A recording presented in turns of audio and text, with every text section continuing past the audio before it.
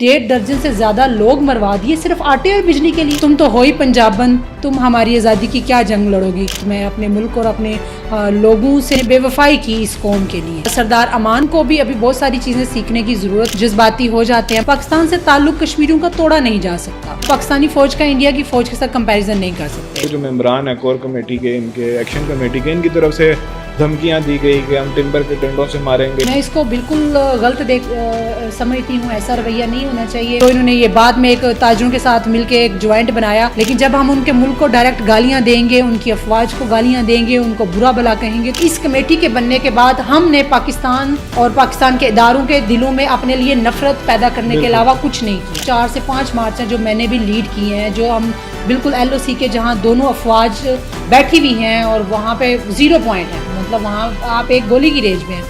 ہم اس cease fire line کے اوپر تک جا کے بیٹھے ہیں اور کبھی بھی ہمیں نہ ریاستی اداروں کی طرف سے روکا گیا ہے اور نہ ہی پاکستان فوج کی طرف سے کبھی روکا گیا. مجھے یہ بتائیں کہ جو مہاجرین کی 12 سیٹیں ہیں اس میں عام عوام کا کیا لینا دینا ہے. میں ریاست میں افراتفری ہو جس میں لوگوں کا نقصان ہو, اور یہ جو ہے بعد میں اپنی اس پہ لیڈری چمکانے کے لیے لاشیں لے کے آپ واپس آ گئے, FIR لے کے واپس آ گئے. میں نے امان اللہ خان کو کبھی ریاست پاکستان اور ان کی افواج کو گالیاں دیتے نہیں. یاسین ملک جو چیئرمین ہے ہمارے, میں نے ان کو کبھی گالیاں دیتے نہیں دیکھا.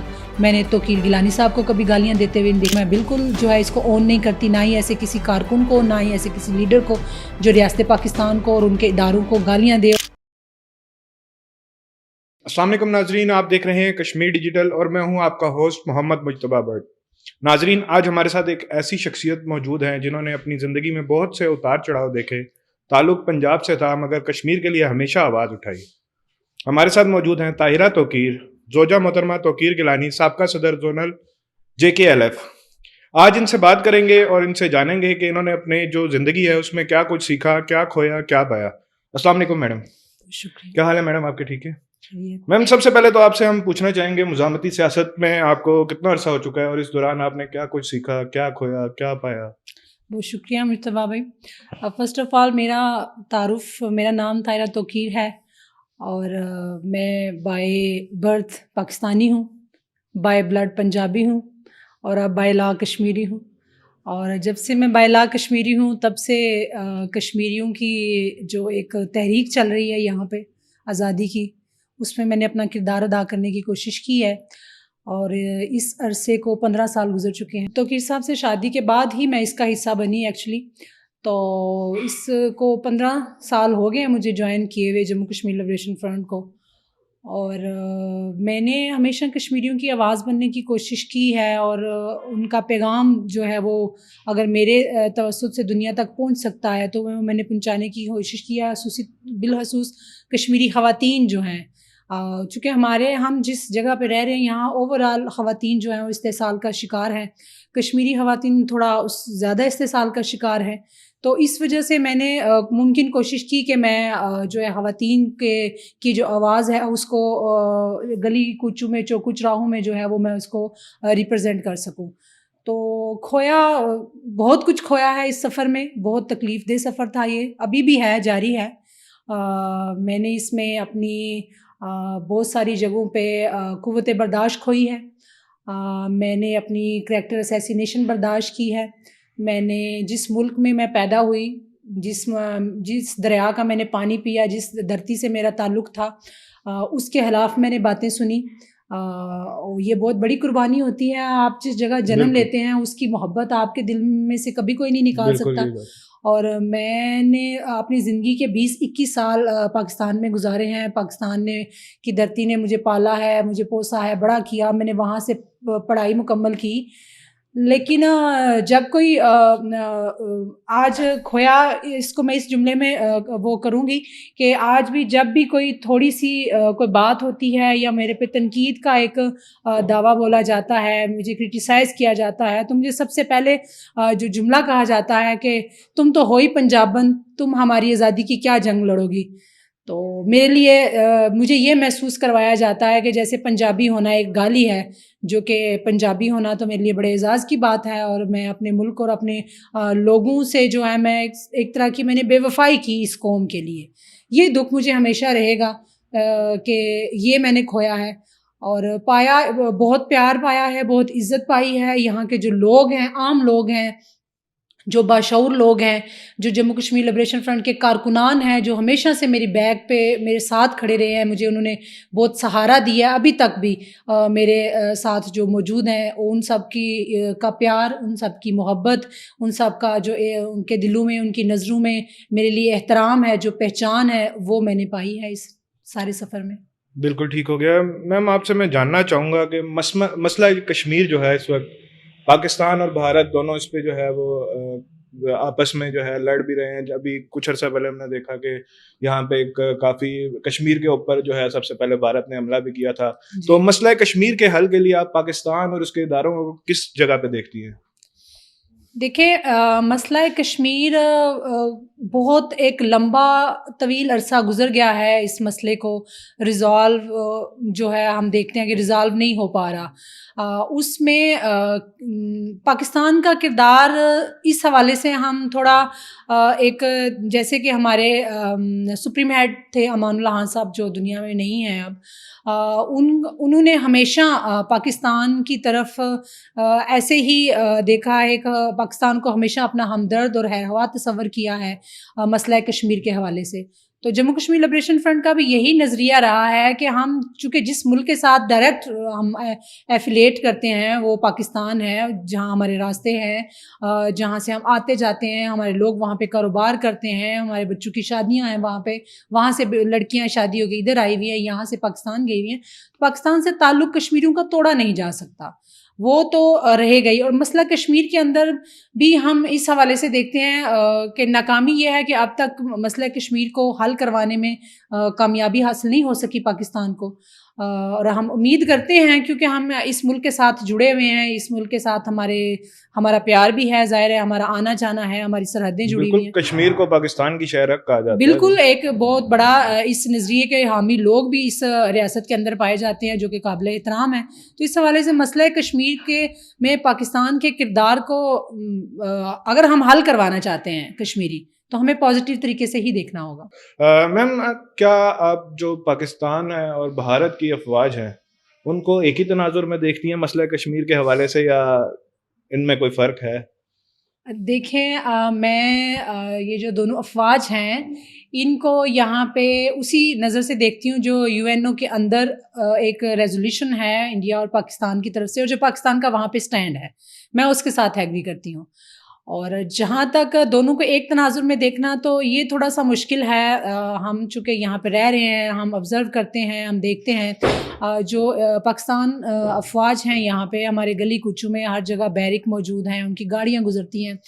تو ہم پاکستانی فوج کا انڈیا کی فوج کے ساتھ کمپیریزن نہیں کر سکتے. وہ بہت بروٹل ہے. انڈین آرمی, انہوں نے لوگوں کے ساتھ جو ظلم کیا ہے وہاں پہ, بندوق کے دہانے پہ رکھا ہے ہمیشہ لوگوں کو. ریپ کیسز سب سے زیادہ مقبوضہ کشمیر میں انڈین آرمی کی طرف سے ہوئے. ایک بہت بڑا تاریخی واقعہ ہے جس میں ایک ٹائم میں 80 خواتین کا ریپ ہوا, جو کہ تاریخ میں کبھی بھی بلایا نہیں جا سکتا. اور بات پہ فورسز جو ہے وہ لوگوں کے گھروں میں گھس جاتے ہیں, توڑ پھوڑ کرتے ہیں, لوگوں کو اغوا کر کے لے جاتے ہیں. بات کرنے کی مطلب وہاں پہ ہر طرح کا ایک جبر ہے فوج کی طرف سے. اس تناظر میں اگر دیکھا جائے تو آزاد کشمیر کے اندر ویسا نہیں ہے. یہاں ہم نے دیکھا کہ پاکستان آرمی کا رویہ تقریباً نرم رہا ہے لوگوں کے ساتھ. آپ نے دیکھا ہوگا کہ بہت سارے احتجاج جو نیشنلسٹ کرتے ہیں, بعض دفعہ جذباتی ہو کے فوج کی گاڑیاں بھی روک لیتے ہیں, ان کے آگے کھڑے بھی ہو جاتے ہیں اور نعرے بھی لگاتے ہیں.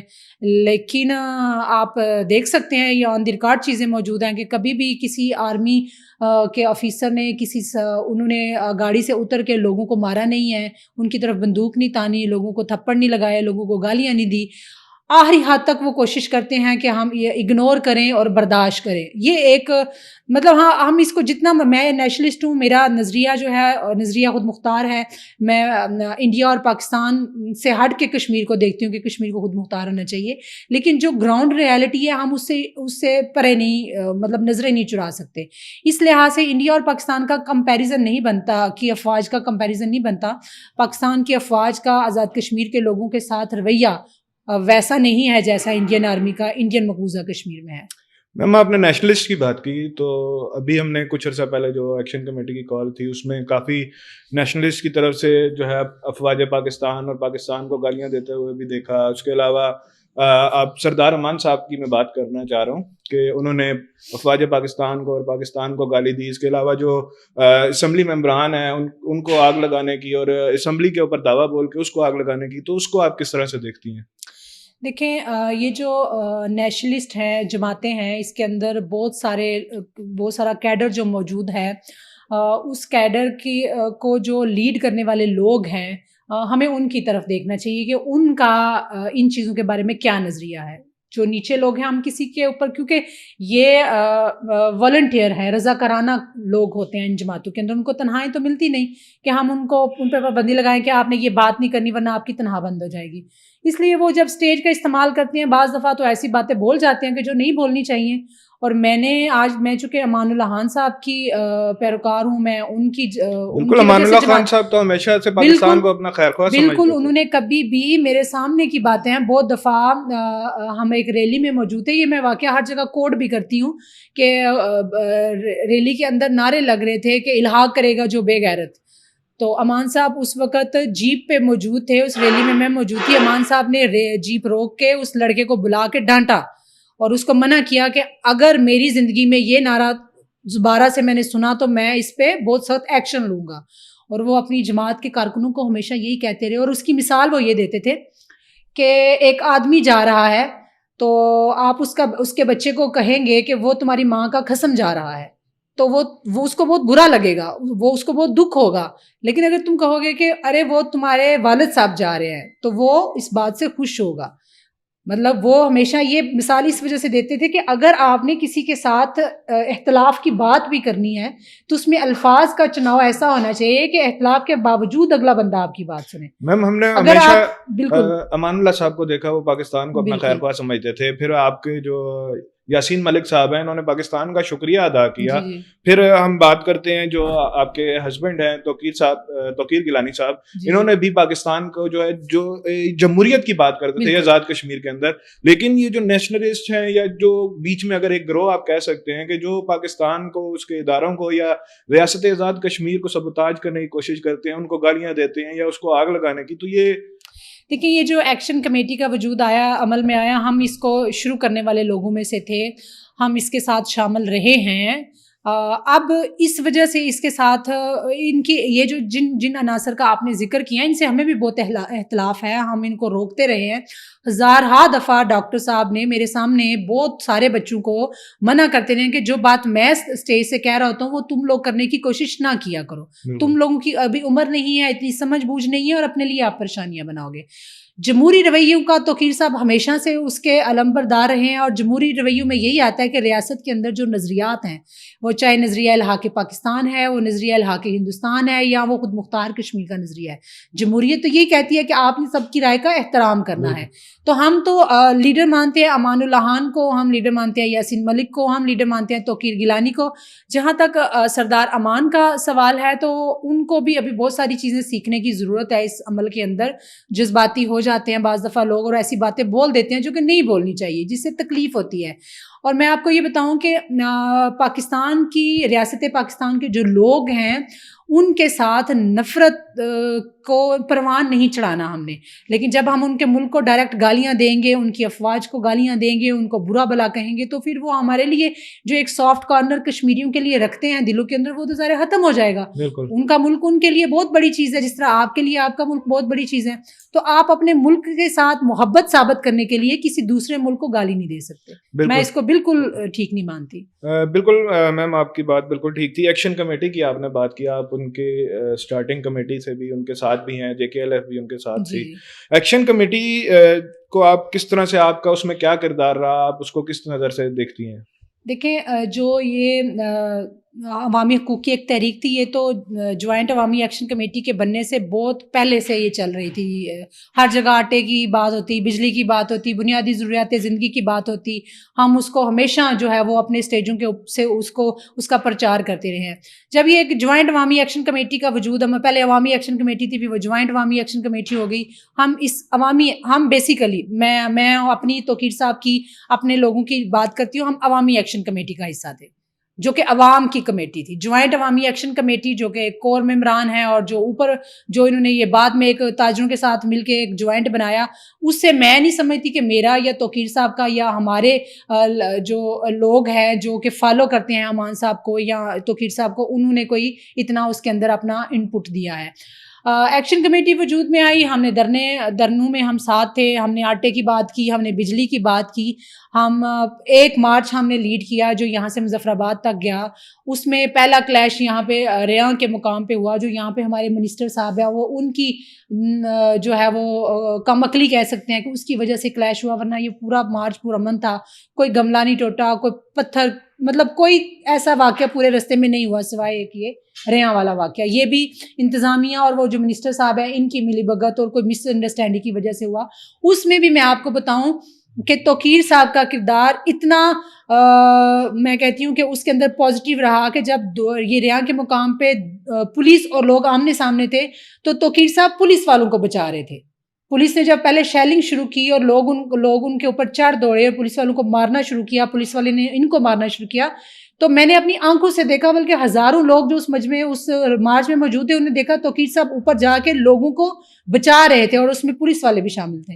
اور میں خود میرے ساتھ وہ پولیس والے ابھی زندہ بھی ہیں, وہ بتا سکتے ہیں, میں نے خود اپنی گاڑی میں ایک پولیس والے کو بٹھا کے تو اس کو ایمبولینس تک چھوڑا جو کہ زخمی تھا.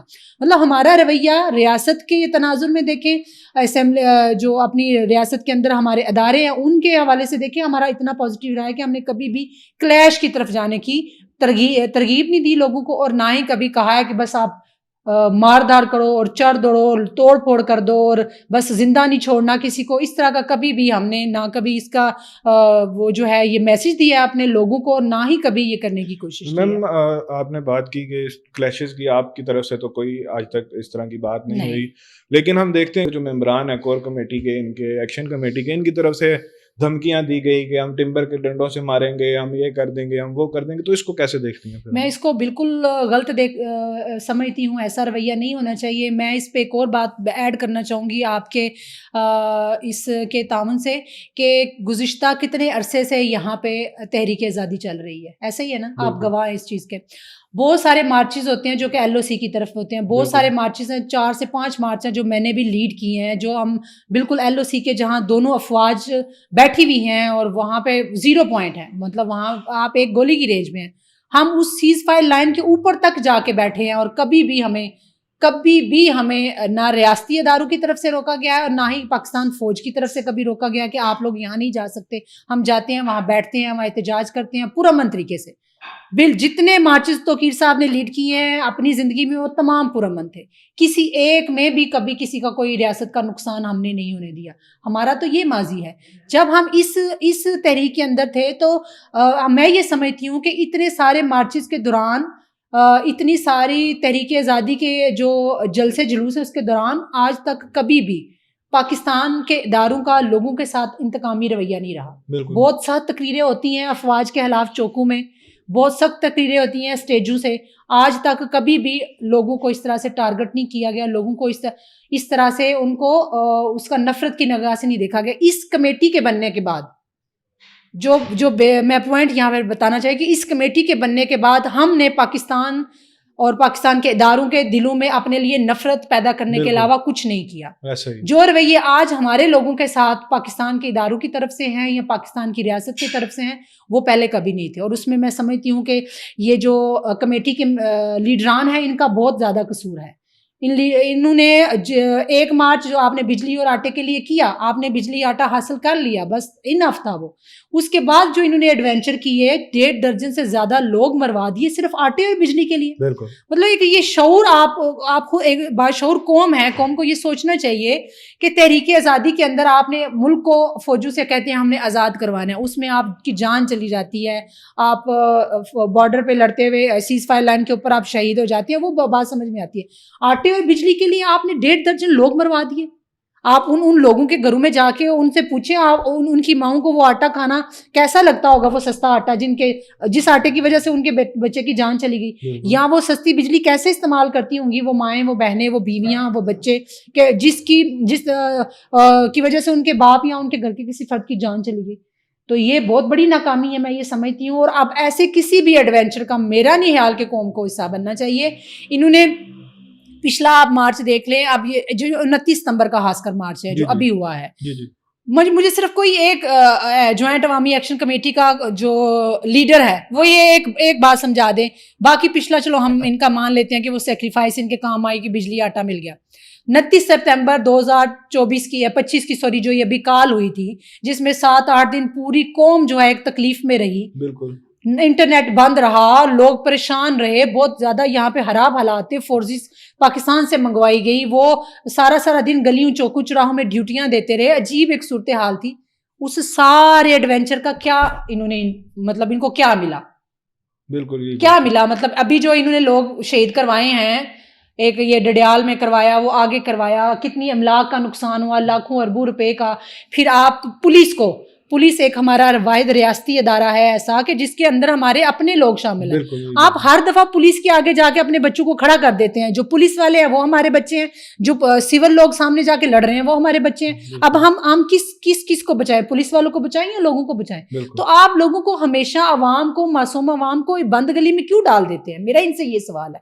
اس بات پہ ان کو بہت تکلیف ہوتی ہے اور بہت زیادہ گالم گلوچ بھی کرتے ہیں، جو میرے لیے نئی بات نہیں ہے. اس وقت میں نے اپنے کام کے دوران بہت زیادہ تکلیفیں جہاں برداشت کی، اس میں یہ بھی ایک بہت بڑا میرے لیے رہا ہے کہ ہمیشہ یہ مجھے گالیاں دیتے رہتے ہیں، لیکن میں نے تو کبھی سوال کرنا نہیں چھوڑا. میں تو سوال کرتی رہوں گی. مجھے یہ بتائیں کہ میں اگر غلط ہوں تو مجھے غلط ثابت کریں کہ 29 ستمبر کی جو کال تھی اس میں جو آپ نے کیا حاصل کیا، سوائے جو ہے مزید لاشوں کے، سوائے انفراسٹرکچر کی مزید تباہی کے، سوائے پاکستان اور افواج پاکستان اور ادارے اور رینجر اور جو یہ لوگ ہیں ان کے ساتھ نفرتوں کے اضافے کے.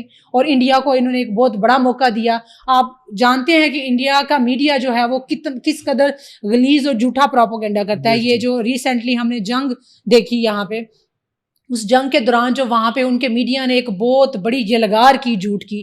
ادھر سے اندازہ لگائیں کہ جب ہم یہاں سے ان کو یہ مواد دیتے ہیں تو وہ اس کو کس طرح دنیا میں پکچرائز کر کے، تو کیا چہرہ ہمارا لوگوں کو دکھانا چاہتے ہیں کہ یہاں پہ کیا چل رہا ہے، اور پھر پیچھے سے وہ دعویٰ بھی کرتے ہیں کہ ہم فنڈ کر رہے ہیں ان کو. بالکل. تو آپ کی تحریک آزادی تو گئی نا. پھر آپ نے لوگوں کو بنیادی سے ان کے پیچھے لگا کے جس چیز پہ وہ پرامن طریقے سے بائی ڈائلاگ کے ذریعے جس کو حل کرنے کی کوشش میں لگے ہوئے تھے، آپ نے وہ ضائع کر دی لوگ کشمیریوں کی اس ایکشن کمیٹی اور جوائنٹ یہ آٹے اور بجلی اور دیگر چیزوں کے جو ہے آڑ میں.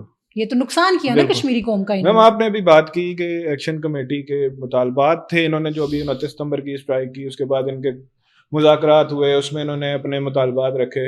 ابھی اس میں سے 95% آپ کہہ سکتے ہیں کہ ان کے مطالبات منظور ہو چکے ہیں، صرف سوائے 1-2 کے، وہ بھی آئینی معاملات ہیں جن میں ایک 12 سیٹیں مہاجرین کی جو کہ ختم کرنا ایک طرح سے ناانصافی بھی ہے. آپ سے اس پہ بھی میں جواب لوں گا، لیکن مجھے سب سے پہلے یہ بتائیے کہ اگر آپ کے 37 میں سے 35 مطالبات اگر آپ کا منظور ہے اور اس کے بعد آپ مذاکرات سے بائیکاٹ کر کے اور یہ آپ دوبارہ سے احتجاج کی کال دیں، اس کو کیسے دیکھتے ہیں؟ کیا یہ درست ہے؟ بالکل درست نہیں ہے. یہ میں بتانا چاہتی ہوں کہ یہ لوگوں کو دوبارہ سے اس عمل میں ڈالنا چاہ رہے ہیں جس میں ریاست میں افراتفری ہو، جس میں لوگوں کا نقصان ہو، اور یہ جو ہے بعد میں اپنی اس پہ لیڈری چمکانے کے لیے ان کو ایک مطلب وہ ہم ایک بات کہتے ہیں کہ منہ کو خون لگ جاتا ہے، جیسے شاید ان کے منہ کو وہ لگ گیا ہے، یا یہ چاہتے ہیں کہ ریاست کے اندر دوبارہ سے ایک انتشاری صورتحال پیدا ہو، یہاں اسٹیبلٹی نہ رہے. مطلب جو جن مطالبات کی یہ بات کر رہے ہیں، 29 ستمبر کی جو ان کی کال تھی، یہ مطالبات ان کے 29 ستمبر سے پہلے مانے جا چکے تھے. اس کے باوجود یہ 29 ستمبر کو باہر نکلے اور اس کے باوجود انہوں نے اتنا نقصان کروایا. وہی مطالبات جو انہوں نے بعد میں جا کے مانے, جن پہ سائن کیا, وہی مطالبات 29 سے پہلے ان کے مانے جا چکے تھے, آن دی ریکارڈ چیزیں موجود ہیں. تو لوگوں کو اب یہ سمجھنے کی ضرورت ہے کہ یہ آپ کے ساتھ کیا گیم کر رہے ہیں. جو چند لوگ ہیں جو مطلب ایک کور کمیٹی بنی ہوئی ہے, اس کے اندر جو لوگ ہیں, آپ لوگوں کو ایموشن کے ساتھ, لوگوں کو ایک جذباتی وابستگی کے ساتھ آپ اس کو استعمال تو نہ کریں نا معصوم لوگوں کو. تو لوگوں کو میرے حال میں اب آنکھ کان کھلے رکھنے کی ضرورت ہے. اور میں اس میں یہ بھی ایڈ کروں گی کہ میرا بہت سارے لوگوں کے ساتھ جانا ملنا بیٹھنا ہوتا ہے, میرا کام ہی ایسا ہے. لوگ افینڈ ہیں ان سے, مطلب اب اگر ان نے کو کال دی نا تو لوگ ان کو اچھے سے واپسی جواب دیں گے. مطلب یہاں بالکل یہ ایک طے شدہ بات ہے کہ ان کو اس کا جواب لوگ دیں گے کہ ہم مزید اب اس ریاست کے اندر انتشار جو ہے وہ برداشت نہیں کر سکتے. آپ لوگوں کو اسکول بند, ہاسپٹل بند, ہر چیز بند, اور لوگوں کے ہاتھوں میں کوئی نظریہ ہی نہیں ہے. لوگوں کے پاس کوئی میں کہتی ہوں کہ کوئی مطلب وہ کس مقصد کے لیے جا رہے ہیں یہ کوئی پوائنٹ ہی نہیں ہے. بس تمبر کے ڈنڈے اٹھائے ہوئے ہیں اور ہم جا رہے ہیں. کہاں جا رہے ہیں؟ اسمبلی پہ قبضہ کرنے جا رہے ہیں. اسمبلی پہ قبضہ کر کے کیا کریں گے آپ؟ بالکل, مطلب اسمبلی پہ جب آپ قبضہ کر لیں گے, وہاں جا کے بیٹھ جائیں گے, وہاں جا کے آپ کیا کریں گے؟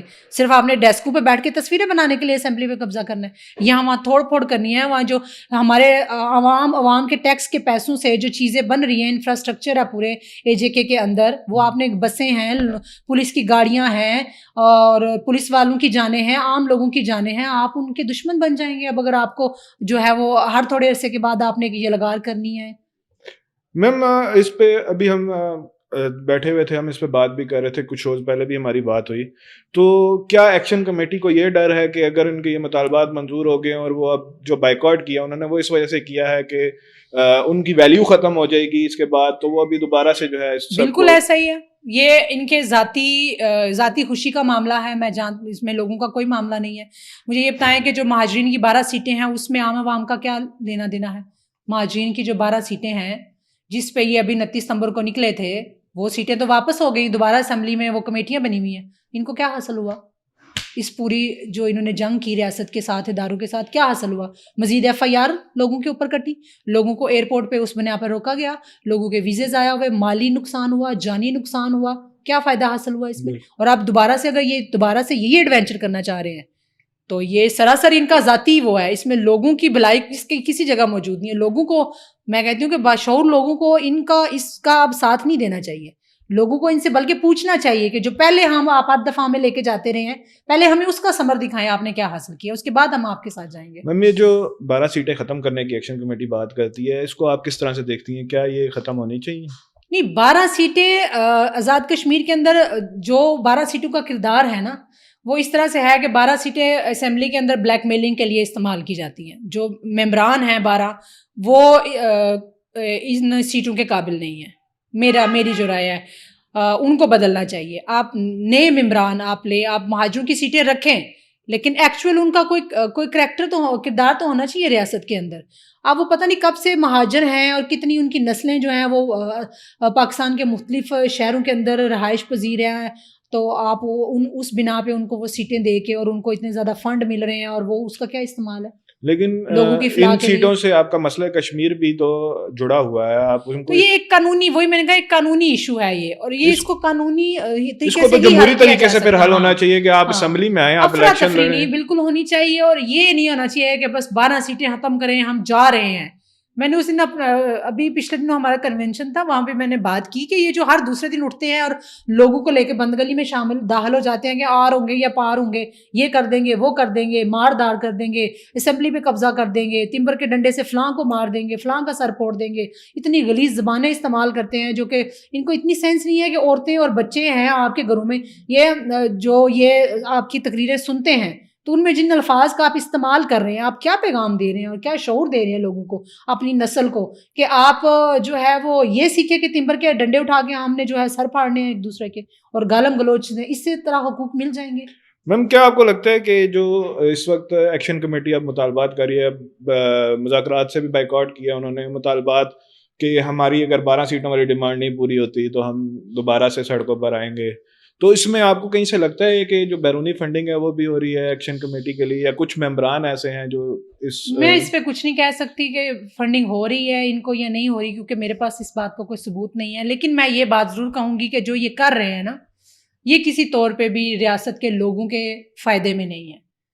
مطلب آپ لوگوں کو ایک دفعہ پھر کہہ رہے ہیں کہ سڑکوں پہ نکلیں اور 12 سیٹیں ختم کریں گے. 29 کو بھی آپ نکلے تھے 12 سیٹیں ختم کرنے, تو یا تو پھر ختم کروا کے واپس آتے نا, لاشیں لے کے آپ واپس آ گئے, FIR لے کے واپس آ گئے, اور مار داڑ اور پولیس گردی اور جو ہے وہ لوگوں کو انتقامی اس میں ڈال کے لوگوں کے بچوں کی جانوں کو مصیبت میں ڈال کے واپس آ گئے. لیکن دوبارہ سے آپ جو ہے وہ جو ہم بات کرتے ہیں کہ انہوں نے بجلی سستی کرائی یا آٹا سستا کروایا, اگر ہم دیکھیں ایک طرف ایکشن کمیٹی بات کرتی ہے کہ مراعات ختم ہونی چاہیے, جو اوپر اسیران بیٹھے ہیں ان کی مراعات, تو لیکن یہ جو سستی بجلی مل رہی ہے یہ بھی تو ان کو بھی تو مل رہی ہے جو اوپر بیٹھے ہوئے ہیں, ان کی مراعات میں تو آپ کہنے اضافہ ہو گیا. اب ظاہر سی بات ہے غریب بندہ تو مہینے کے 150-200 یونٹ چلائے گا, لیکن مراعات کے خاتمے والا معاملہ ہے نا, مجھے یہ بتائیں, یہ بھی ایک بڑا دلچسپ سوال ہے, بندہ ان سے یہ پوچھے. آپ یہ بھی شامل کر کے نکلے تھے کہ بیوروکریسی کی مراعات ختم کروائیں گے ہم.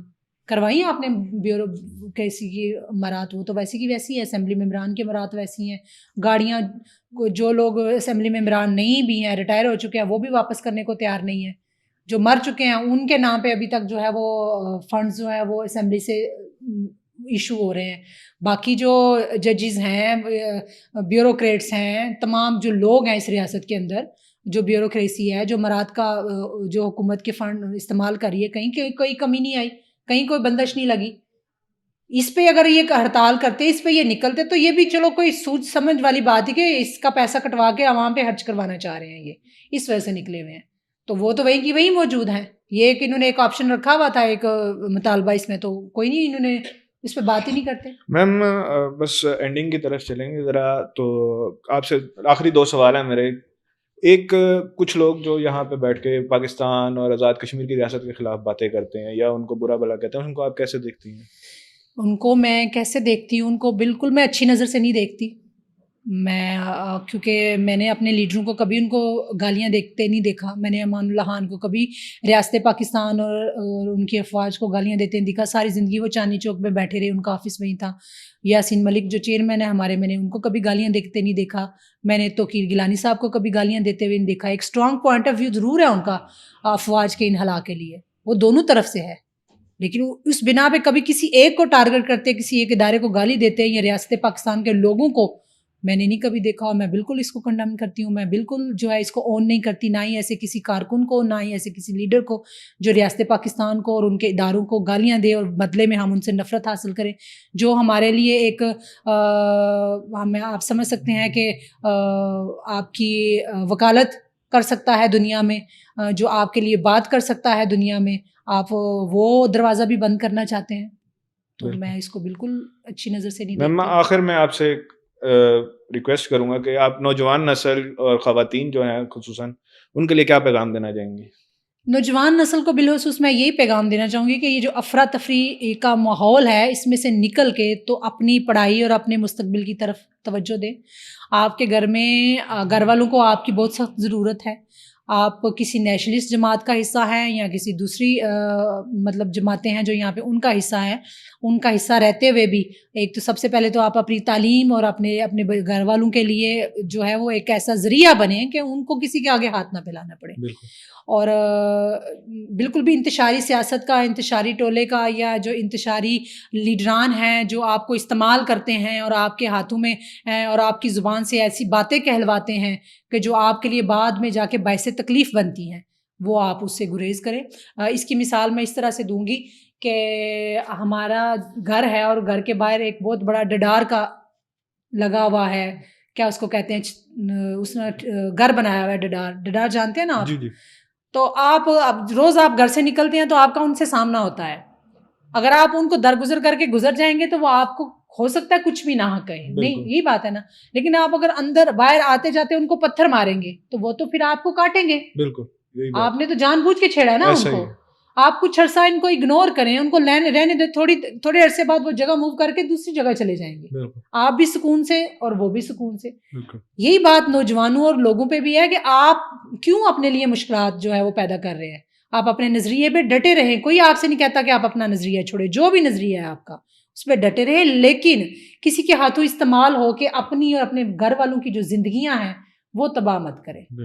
اور خواتین کو یہ ہے کہ بااعتماد بنے, اپنے رائٹس کو پہچانیں, اپنے حقوق جو آپ کو آپ کے مذہب نے دیے ہیں, جو حقوق آپ کو پیدائشی طور پہ حاصل ہیں, ان پہ کاربند رہیں اور پڑھیں, اور اپنے آپ کو معاشی طور پہ مضبوط بنائیں, تاکہ کل کو آپ کو کوئی اس بنا پہ بلیک میل نہ کر سکے کہ آپ کے پاس 2 وقت کی کھانے کی روٹی نہیں ہے اور پہننے کو کپڑے نہیں ہیں, تو کوئی آپ کو اس بات پہ طلاق دے سکتا ہے, کوئی ماں باپ آپ کو گھر سے نکال سکتا ہے, آپ کے بچے آپ سے سمجھے کہ یہ ہم پہ بوجھ ہے. تو آپ اپنے لیے کم از کم معاشی طور پہ آج کی اس ٹیکنالوجی کے دور میں اتنی مضبوط ضرور بنے کہ کسی بھی سہارے کے بغیر کل کو اگر آپ پہ کوئی مشکل وقت آتا ہے تو کسی سہارے کے بغیر آپ زندگی گزار سکیں. بہت شکریہ میم آپ کا. جی ناظرین, ہمارے ساتھ موجود تھی طاہرہ توقیر صاحبہ, ان سے ہم نے بات کی, ان کی زندگی کے بارے میں بھی جانا, ان کے سفر کے بارے میں بھی جانا. اگلے پوڈ کاسٹ تک کے لیے مجھے دیجیے اجازت. اللہ حافظ.